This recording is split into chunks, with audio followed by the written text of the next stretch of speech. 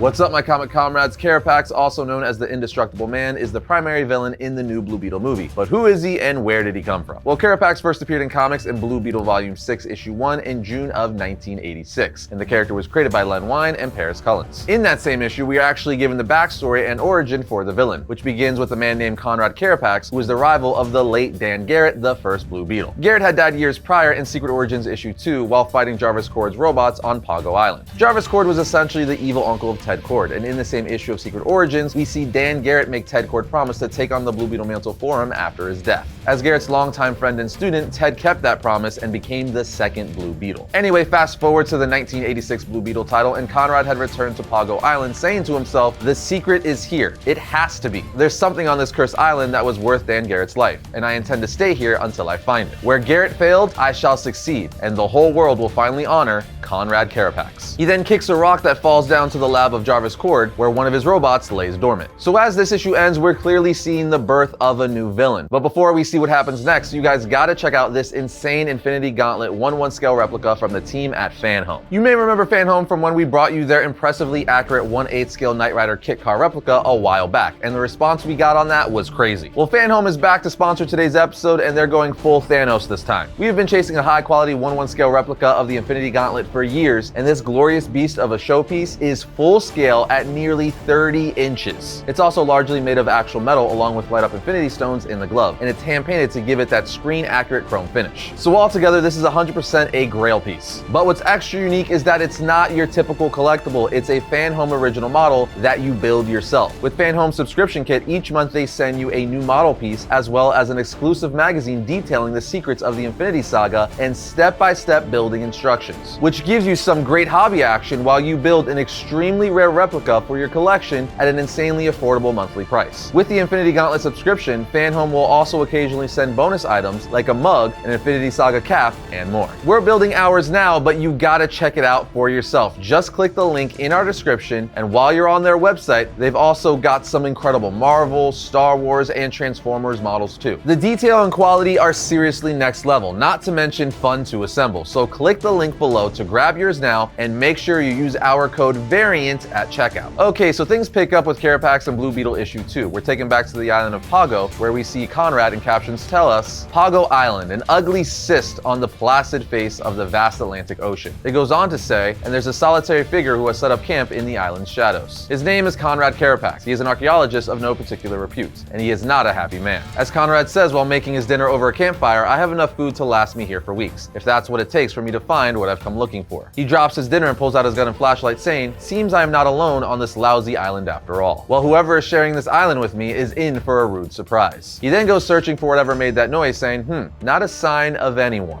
Maybe I'm just getting jumpy, starting to hear things. Can't afford to let my imagination run away with me like that. I have to keep calm, keep cool. Remember, there's nobody on this godforsaken island but me." As we're taken back to Jarvis's lab with the caption saying, "While in a ruined cavern at the very heart of the rock, the monster secret of Pago Island stands immobile waiting." After this, Conrad wouldn't pop up again until issue 4. Here we see him getting fed up, saying, "This is absurd. I have scoured every inch of this godforsaken island, and all I've found so far is the wreckage of Dan Garrett's boat. But there is something on this island, some secret that was worth Garrett's life, and I intend to find it if it takes me the rest of my..." And before he can get to life, he hears the sound yet again, saying, "That sound, like a faint humming, seems to be coming from behind the fallen rocks, filling the entrance to this cave." He then goes to examine, but comes to a stop, saying, "Blast, it's stopped." The humming may have been merely a trick of the wind whistling through the cavern beyond, but it will take days to tunnel through all this debris to discover the truth. As the caption on Cord's robot says, "And behind the mountain's wall of rock, in the very bowels of the desolate island, a crimson colossus begins to hum once more, a sound much like laughter or the rattle of ancient bones." Conrad's search for the mysterious noise and whatever Garrett found would continue in issue 6 as we see him chiseling away in the cave. But the chiseling causes another tunnel collapse, yelling in frustration, saying, "All my hard work for nothing, but I will not stop. Nothing will stop me." In issue 9 of the series, we see Conrad has finally removed the fallen rocks and debris in the tunnel, making his way to some sort of door. As we know, it's the door to Jarvis Cord's laboratory. He then swears he will be able to open it. He ultimately does, cause using an explosion to blow the door open, which we see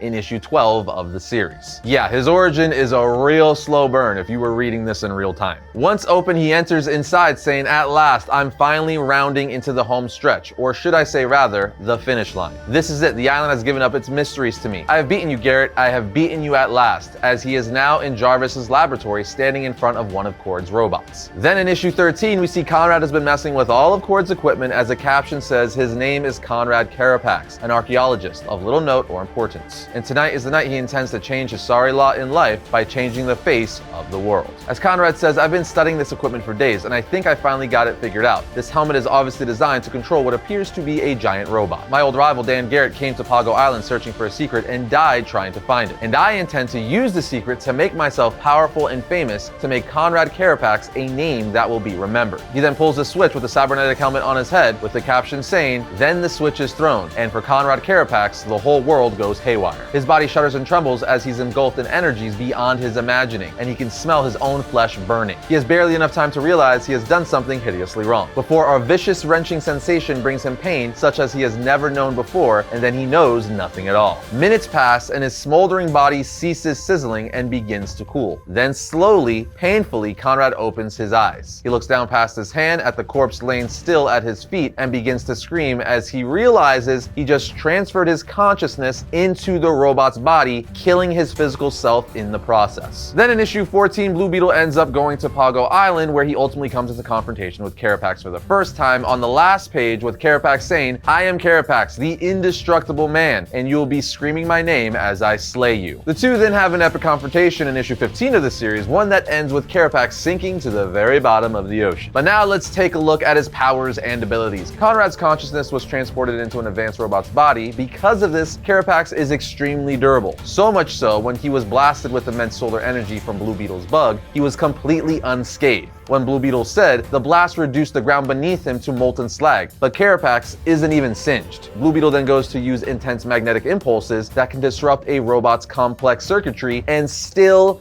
nada. So basically, Carapax is a robot that can't be harmed. But not only does Carapax have great durability, he also has energy absorption. This in turn almost makes an energy-based attack useless on him, as he could just take it in like a sponge. And of course, being a giant advanced robot, he has superhuman strength. He's like a mixture of Ironmonger and the Juggernaut. Dude is crazy strong, mowing down anything in his path. And in more recent years, he's become even more like a robotic Juggernaut, as seen in Blue Beetle 35 from 2006, where we see him just break through the side of a building. Oh no! Oh yeah! Jaime then says while trying to attack Carapax, "Didn't you used to look different?" Carapax replies, "I have rebuilt myself to be invulnerable to all technological attacks. My main systems are now powered by steam, making him like an old steam locomotive, just brute force that can't be tampered with by tech." Now, with all that said, I'm very curious to see how Carapax will be in the Blue Beetle movie. From the images we've seen, it looks like he's basically ripped right out of the comic books, with minor modern updates, which I'm really digging. Even the action figure being produced by McFarlane Toys for the DC Multiverse line looks amazing. I really think they nailed his look. Say what you will about DC films, but I've been saying for years, more often than not, they knock their designs for their live action characters out of the park.